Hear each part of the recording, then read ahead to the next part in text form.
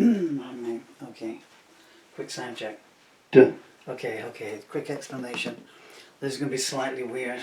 I thought I had that in the right place. It's a good start, huh? Yesterday I wrote a song called Juliette, which I've recorded as a prose piece.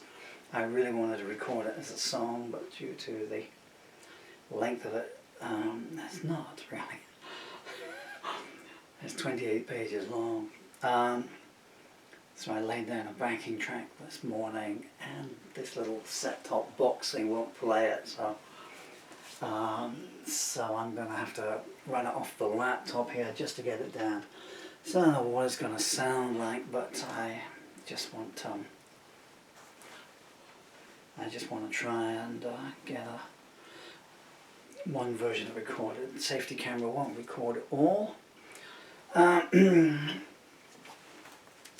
My crib sheets. Who writes 28 songs? Pardon me, huh? Okay. I've just not the other camera, I think. Hi, camera 2. I do apologise, I think I've just moved you out the wrong place. Right.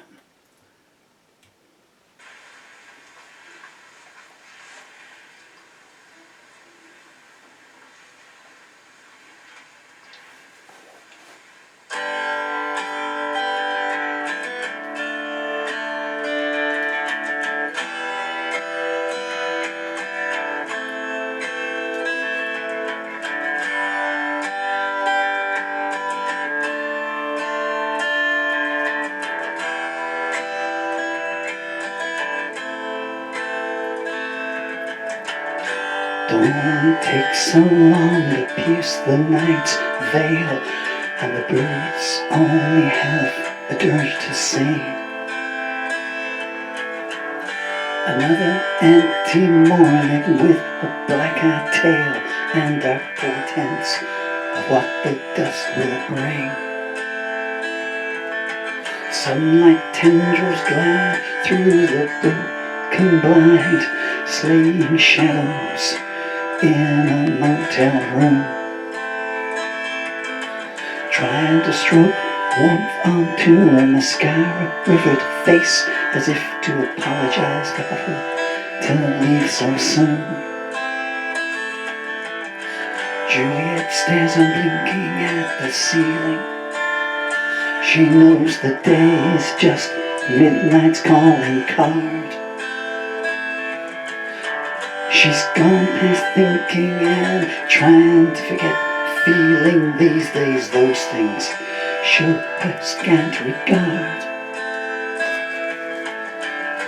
Tommy comes in whistling from the shower, throws her clothes into her face and finger clicks. Come on, get dressed, check out time is in an hour. And I ain't paying extra, 'cause you've been sick. Through her unswollen eyes she gazes at him, the boy she loved, become a man she hates. Endings never match the way the stories begin, and her burnt-out soul holds a pain that never abates. She lifts her head and winces as she does so. Her cheek is swollen, dried blood blocks her nose.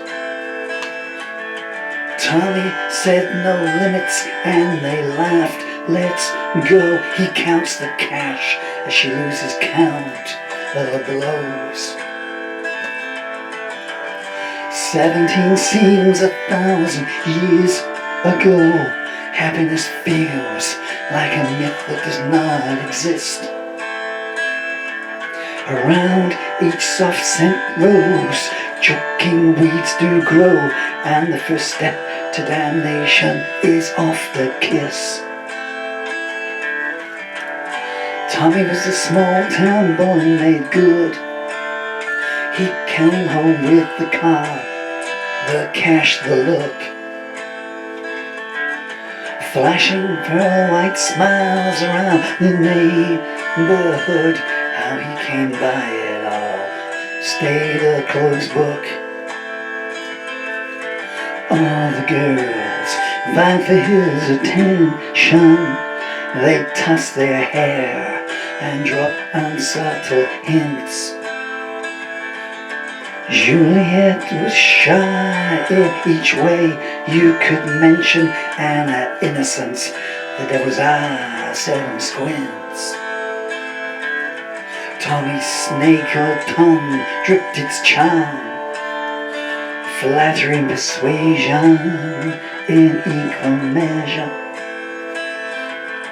If you really love me was his means to disarm. What better way to plunder sacred treasure? I've got to head back to the city, he said. There's nothing in this town to tie me down.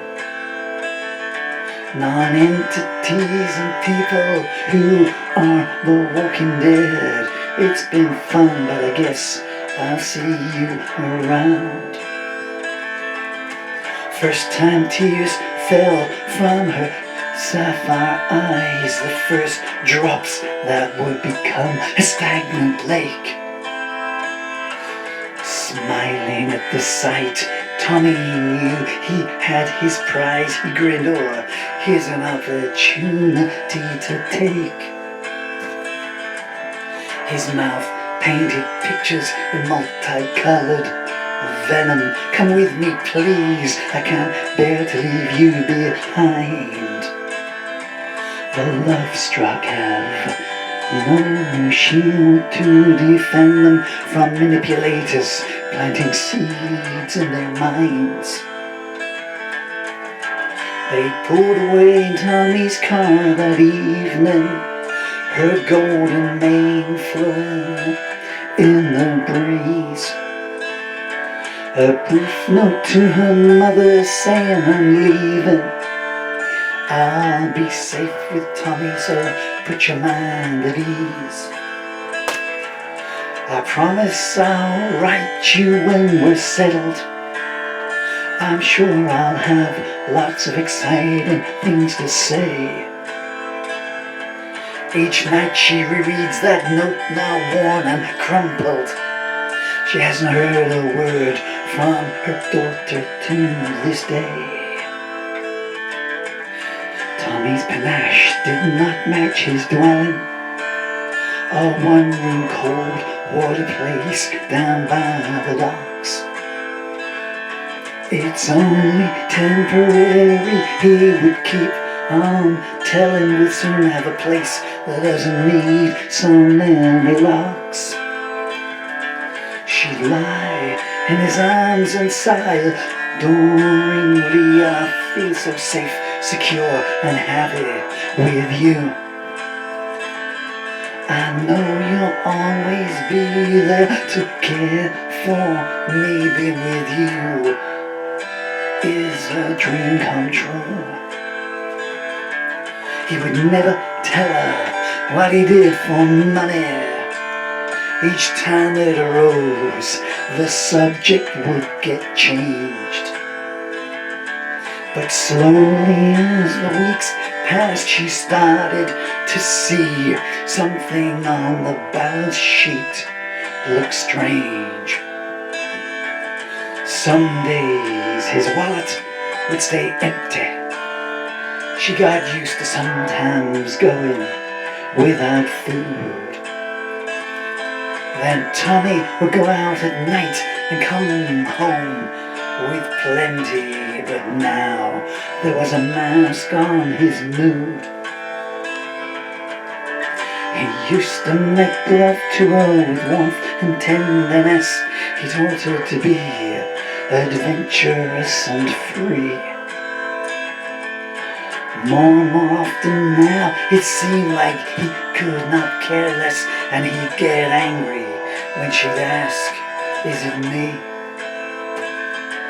His phone was always piercing their sleeping. He'd rise, get dressed, and leave without a word. She wondered what secrets he was keeping, coming home agitated and disturbed.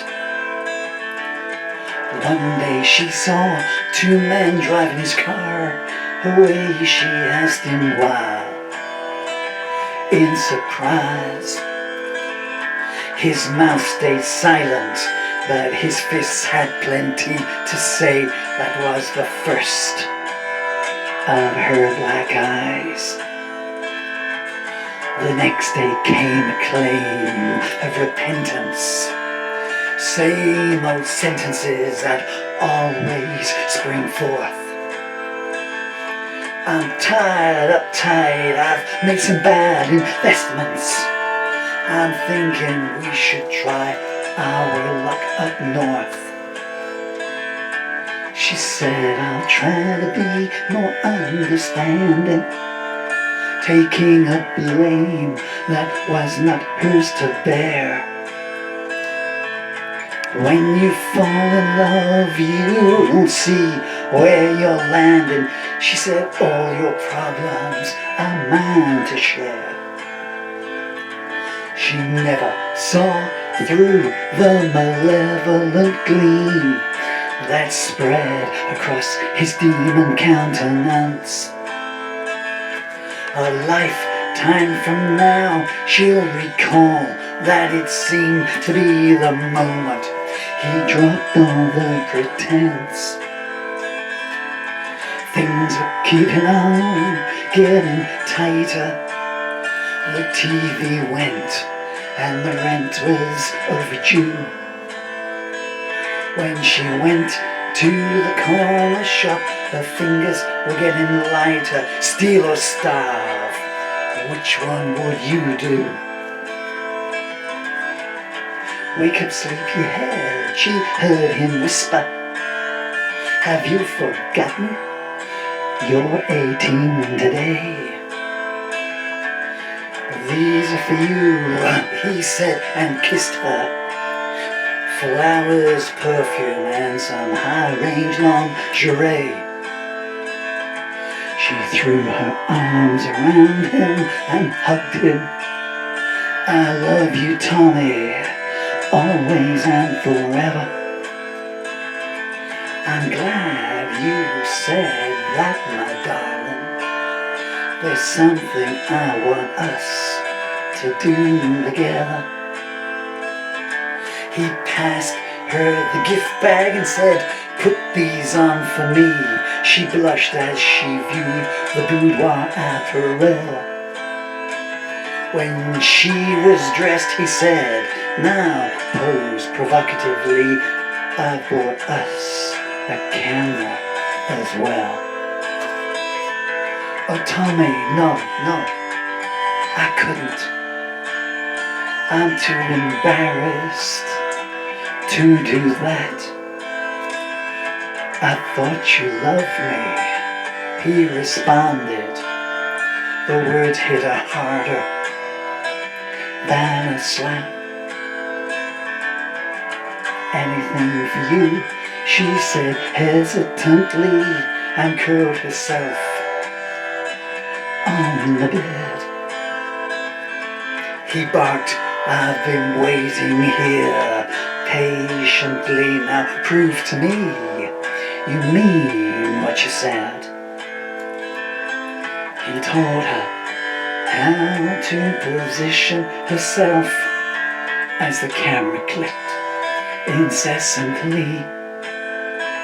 After capturing her from all angles, he said, I want something else. Expose your inner secrets for me. She wanted to refuse, but she did not dare. He smiled and said, show me what you've got. More than her emotions were being laid bare. Still she glowed with pride when he groaned, oh, you're so hot. She glided seductively in satin unlace to the delight of her lens-eye paramour. She said, please, darling, don't show my face. One look told her the request was ignored. Don't worry, Angel, these will stay private. I just want to document how beautiful you are. Undressing, he said, now let me prove it. You're the best thing in my life by far. 2 weeks later, Tommy's pretty flush, the bills are paid, and he's got a new set of wheels. Juliette asks him, puzzled, where did you get this cash? He shrugs, I got lucky on some business deals. That reminds me, I hope that you like this. He passes her a bracelet inscribed, I love Juliette. She gasps, it's beautiful, and slips it on her wrist. So you, he says, don't you ever forget. The good times seem to be getting better. They move to a new apartment, paying 2 months in advance. Tommy brings some new friends around who act like they've already met her. She hears one saying something about a school dance. The next night Tommy grins, I'm feeling spicy. From a bag he produces a student's uniform. He says, put this on and entice me. Loads of Cameron orders, show me where it's warm. Things start to settle into a routine. Tommy gets more distant even when he's home. Some nights he walks in wild, and then he gets real mean. Her teenage dreams are starting to corrode. One Sunday morning, she goes for a walk. 2 women pass her, and she thinks she hears her name.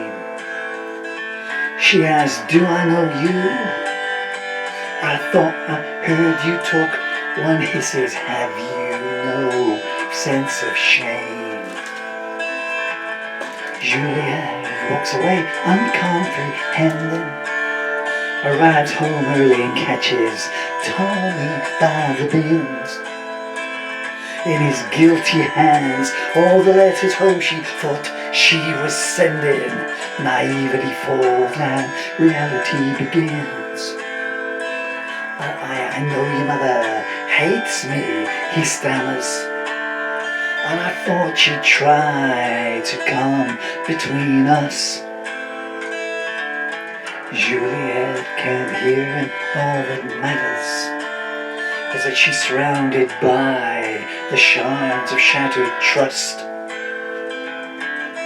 She thinks long and hard about leaving, but he deals his aces, charm and remorse. By the time he's finished, even she's believing she's the one who steered their love off course. 1 month on, and things have gone awry. Tommy's luck seems to have slid downhill. She hears him on the phone saying that powder has run dry, and I can't pay what I owe with a packet of pills. His voice descends into a murmur. It's hard for her to make out what he's saying.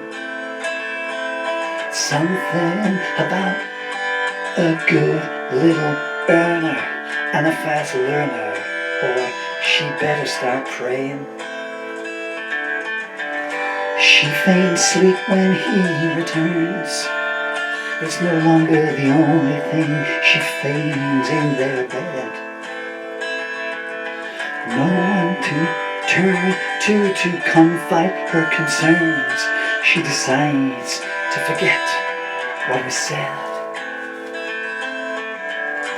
Tommy is up and about early. brings her breakfast in bed as a treat. He says, my perfect darling, you complete me. Don't fret about things, we'll soon be back on our feet. By the way, I've got to make a business trip, I meant to say, but it slipped my mind. Why don't you come too now that I think of it? We'll make a holiday break of it this time. That would be wonderful, she exclaimed. Some time away with you would be bliss. I'm sure we'll benefit from a scenery change.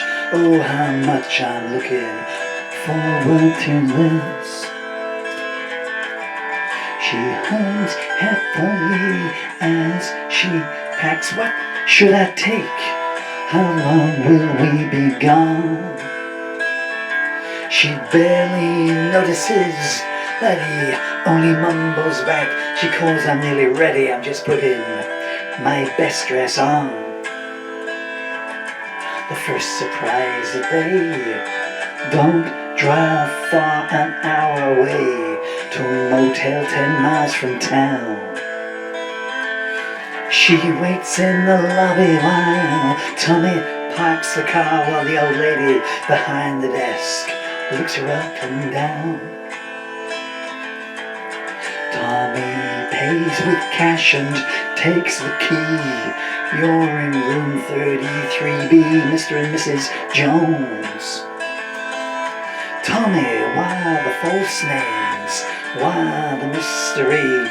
Shut up, he snaps, and she's worried by his tone. The room, like the motel, has gone past its prime. They might change the linen, but not the air.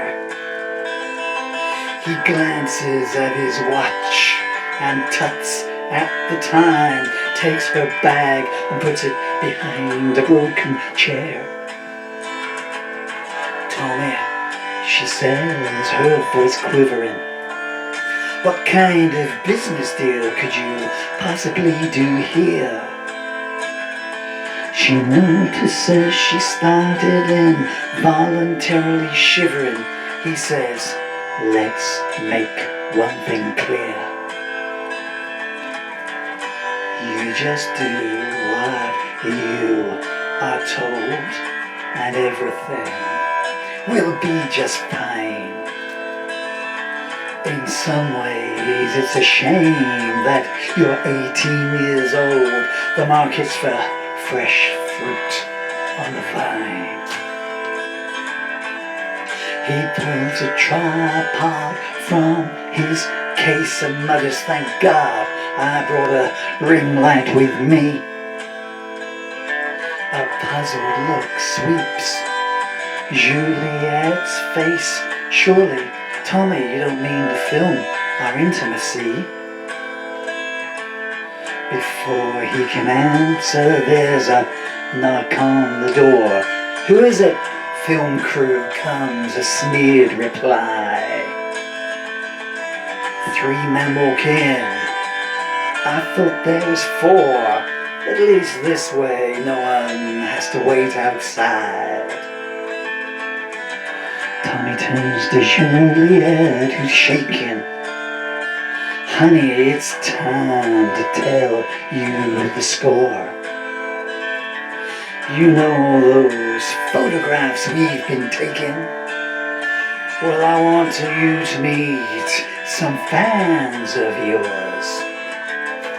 You've got lots of admirers who pay well to see you cute and alluring. But I've got a greedy nose and eye, oh big to some bad mothers, and a photo ain't as profitable as the real thing. She sits in shock as the horror sinks in. Tommy, please, don't do this to me. He laughs. You're on the clock. Let the show begin. They close in, drooling with lascivious glee. I said get dressed. Tommy screams in her ear, snapping her back to the present moment. She's still shaking from pain, disgust from fear. 6 brutal hours, so slow went. She picks what's left of her dress from the floor, and her blouse, not the only thing of hers, torn in two. Tommy's on the phone saying, I need the score. I've got $3,000 to pay some of what I owe to you. And I've got a great film to barter. Once you've seen it, I'm sure you'll clear my debt. And don't worry, this is just for starters. Take it from me, she ain't seen nothing yet. You're gonna be a big star, Juliette.